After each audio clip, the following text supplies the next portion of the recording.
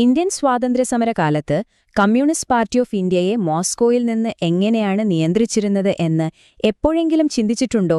ശരി, ഇന്ന് നമ്മൾ ആ നിയന്ത്രണത്തിന്റെ ചില ആഴത്തിലുള്ള രഹസ്യങ്ങളിലേക്കാണ് ഇറങ്ങിച്ചെല്ലാൻ പോകുന്നത്. അപ്പോ ഇതാണ് ഈ കഥയിലെ ഏറ്റവും വലിയൊരു വിരോധാഭാസം. ഒന്നാലോചിച്ചു നോക്കൂ. ബ്രിട്ടീഷ് ഭരണത്തിൽ നിന്ന് സ്വാതന്ത്ര്യം വേണമെന്ന് പറഞ്ഞ് പോരാടുന്ന ഒരു ഇന്ത്യൻ പാർട്ടി. അവർക്ക് നിർദ്ദേശങ്ങൾ വരുന്നത് എവിടെ നിന്നാണെന്നോ? അതേ ബ്രിട്ടനിൽ നിന്ന് തന്നെ. ഇതെങ്ങനെ സംഭവിച്ചു? ആ ചോദ്യത്തിനാണ് നമ്മൾ ഇന്നുത്തരം തേടുന്നത്. അപ്പൊ നമുക്ക് സോവിയറ്റ് നിയന്ത്രണത്തിന്റെ ആദ്യത്തെയും ഒരുപക്ഷെ ഏറ്റവും പ്രധാനപ്പെട്ടതുമായ തൂണിലേക്ക് തന്നെ കടക്കാം. അതായത് ഇന്ത്യൻ വിപ്ലവകാരികളെ ഒരു പ്രത്യേക അച്ചിലിട്ട് വാർത്തെടുക്കുന്ന ആ ഒരു രീതി. അവരെ പ്രത്യയശാസ്ത്രപരമായി എങ്ങനെയാണ് അവർ പാകപ്പെടുത്തിയത് നമുക്ക് നോക്കാം. ഈ പറഞ്ഞ എല്ലാ പ്രവർത്തനങ്ങളുടെയും കേന്ദ്രബിന്ദു KUTV എന്നൊരു സ്ഥാപനമായിരുന്നു. എന്താണ് KUTV? ലോകമെമ്പാടുമുള്ള കമ്മ്യൂണിസ്റ്റ് പാർട്ടികളെ നിയന്ത്രിച്ചിരുന്ന സോവിയറ്റ് സംഘടനയാണ് കോമിൻടേൺ. ആ കോമിൻടേണിന്റെ വെസ്റ്റ് പോയിന്റ് എന്ന് വേണമെങ്കിൽ ഇതിനെ വിളിക്കാം. ശരിക്കും പറഞ്ഞാൽ വിപ്ലവകാരികളെ ട്രെയിൻ ചെയ്തെടുക്കാനുള്ള ക്രെംലിനിന്റെ ഒരു എലൈറ്റ് അക്കാഡമി. ഇവിടെ പഠിപ്പിച്ചിരുന്നത് സ്കൂളിലെയോ കോളേജിലെയോ പോലെ സാധാരണ വിഷയങ്ങളൊന്നും ആയിരുന്നില്ല കേട്ടോ. ഷൗക്കത്ത് ഉസ്മാനിയെ പോലുള്ള ഇന്ത്യൻ വിദ്യാർത്ഥികൾക്ക് കിട്ടിയ ട്രെയിനിങ് എന്തൊക്കെയാണെന്നോ? ചരിത്രം എങ്ങനെ തിരുത്താം, ഒരു പാർട്ടിയെ അടിത്തറ മുതൽ എങ്ങനെ കെട്ടിപ്പടുക്കാം, ജനങ്ങളെങ്ങനെ പ്രക്ഷോഭത്തിലേക്ക് നയിക്കാം, ഇതൊക്കെയായിരുന്നു വിഷയങ്ങൾ. അപ്പോ ഇതൊരു വെറും ക്ലാസ് അല്ലായിരുന്നു. ശരിക്കും പറഞ്ഞാൽ അച്ചടക്കമുള്ള വിപ്ലവകാരികളെ ഉണ്ടാക്കിയെടുക്കുന്നൊരു ഫാക്ടറി തന്നെയായിരുന്നു അത്. പക്ഷേ ഈ പരിശീലനത്തിന്റെയൊക്കെ യഥാർത്ഥ ലക്ഷ്യമെന്തായിരുന്നു? അതാണ് ഏറ്റവും പ്രധാനം. വെറും വിപ്ലവകാരികളെ ഉണ്ടാക്കുകയായിരുന്നില്ല, മറിച്ച് ദേശീയതയ്ക്ക് മുകളിൽ സോവിയറ്റ് യൂണിയനോട് കൂറു പുലർത്താൻ അവരെ പഠിപ്പിക്കുകയായിരുന്നു. അവരുടെ മനസ്സിൽ ഒരൊറ്റ കാര്യം ആഴത്തിൽ പതിപ്പിച്ചു: നിങ്ങളുടെ യഥാർത്ഥ പിതൃഭൂമി ഇന്ത്യയല്ല, സോവിയറ്റ് യൂണിയനാണ്. ഇനി ഇവിടെ നിന്ന് പഠിച്ചിറങ്ങിയവർ വെറും സാധാരണ പ്രവർത്തകരായിരുന്നില്ല എന്നോർക്കണം. വിയറ്റ്നാമിന്റെ ഹോ ചി മിൻ, ചൈനയുടെ ഡെങ് സിയാവോപിങ്, ഇവരൊക്കെ ഇവരുടെ കൂടെ പഠിച്ചവരായിരുന്നു. ഈ ഒരു ഗ്ലോബൽ നെറ്റ്വർക്ക് അവർക്ക് വലിയൊരു മുതൽക്കൂട്ട് തന്നെയായിരുന്നു. പക്ഷെ അതിന് കൊടുക്കേണ്ടി വന്ന വിലയോ? അത് വളരെ വലുതായിരുന്നു. സ്വന്തം നാട്ടിലെ ജനങ്ങളിൽ നിന്നും അവരുടെ യഥാർത്ഥ പ്രശ്നങ്ങളിൽ നിന്നും ഇവർ പതിയെ പതിയെ ഒറ്റപ്പെട്ടുപോയി. ശരി, അപ്പോൾ നമുക്ക് രണ്ടാമത്തെ തൂണിലേക്ക് വരാം. രണ്ടാമത്തെ പ്രധാന ഘടകം അത് പണമായിരുന്നു. സാമ്പത്തിക ആശ്രിതത്വം. ഇതിന് പാർട്ടിക്ക് കൊടുക്കേണ്ടി വന്ന വില വളരെ വലുതായിരുന്നു. പഴയ രഹസ്യാന്വേഷണ രേഖകളൊക്കെ നോക്കിയാൽ ഒരു കാര്യം വ്യക്തമാകും.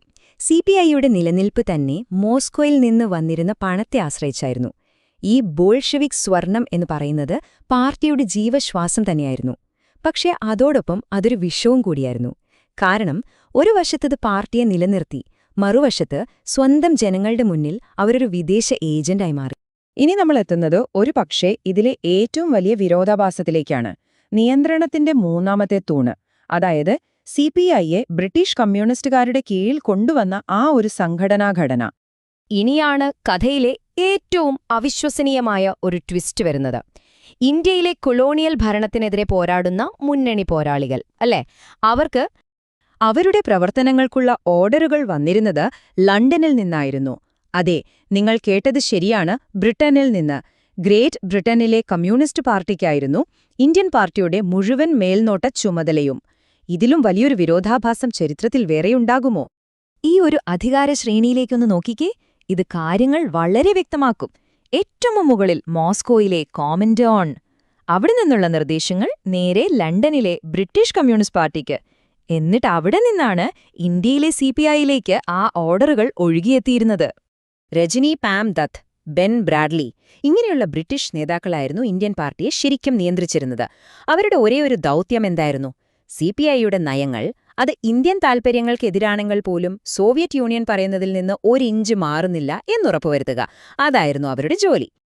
അപ്പോ ഈ പറഞ്ഞ 3 തൂണുകളും, പ്രത്യയശാസ്ത്രം, പണം, പിന്നെ ഈ സംഘടനാപരമായ നിയന്ത്രണം, ഇതെല്ലാം ചേർന്ന് ഇന്ത്യൻ കമ്മ്യൂണിസ്റ്റ് പാർട്ടിയിൽ എന്ത് സ്വാധീനമാണ് ഉണ്ടാക്കിയത്? നമുക്കൊന്ന് നോക്കാം. ചുരുക്കി പറഞ്ഞാൽ ഇതാണ് ആ 3 തൂണുകൾ. 1. മോസ്കോയിലെ ബ്രെയിൻ വാഷിംഗ് അല്ലെങ്കിൽ പ്രത്യാശാശാസ്ത്ര പരിശീലനം. 2. ബോൾഷെവിക് സ്വർണത്തിലൂടെയുള്ള സാമ്പത്തിക അടിമത്തം. 3. ബ്രിട്ടീഷ് പാർട്ടി വഴിയുള്ള നേരിട്ടുള്ള നിയന്ത്രണം. ഈ 3 ചങ്ങലകൾ കൊണ്ടാണ് സോവിയറ്റ് യൂണിയൻ ഇന്ത്യൻ പാർട്ടിയെ ശരിക്കും കെട്ടിയിട്ടത്. അപ്പോൾ ഇതിന്റെ എല്ലാം ആത്യന്തികമായ ഫലം എന്തായിരുന്നു? ഒരു വശത്ത് ലോകമെമ്പാടും ബന്ധങ്ങളുള്ള ഒരു പാർട്ടിയായി CPI മാറി. പക്ഷേ മറുവശത്ത് തങ്ങൾ ആർക്കു വേണ്ടിയാണോ പ്രവർത്തിക്കാൻ ഇറങ്ങിയത് ആ സ്വന്തം ജനങ്ങളിൽ നിന്നും അവരുടെ നാളിന്റെ തുടിപ്പുകളിൽ നിന്നും അവരൊരുപാട് അകന്നുപോകും. ഇതെല്ലാം നമ്മളെ വളരെ പ്രധാനപ്പെട്ട ഒരു ചോദ്യത്തിലേക്കാണ് കൊണ്ടെത്തിക്കുന്നത്. ഒരു ലക്ഷ്യത്തിനു വേണ്ടി വരുന്ന വിദേശ സഹായം എപ്പോഴാണ് ഒരു വിദേശ നിയന്ത്രണമായി മാറുന്നത്? ആ നേർത്ത വര എവിടെയാണ്? ഇതൊരു പഴയ ചരിത്രകഥ മാത്രമല്ല അല്ലേ? ഇന്നും ഒരുപാട് പ്രസക്തിയുള്ളൊരു ചോദ്യമാണിത്. ചിന്തിക്കേണ്ട ഒന്ന്.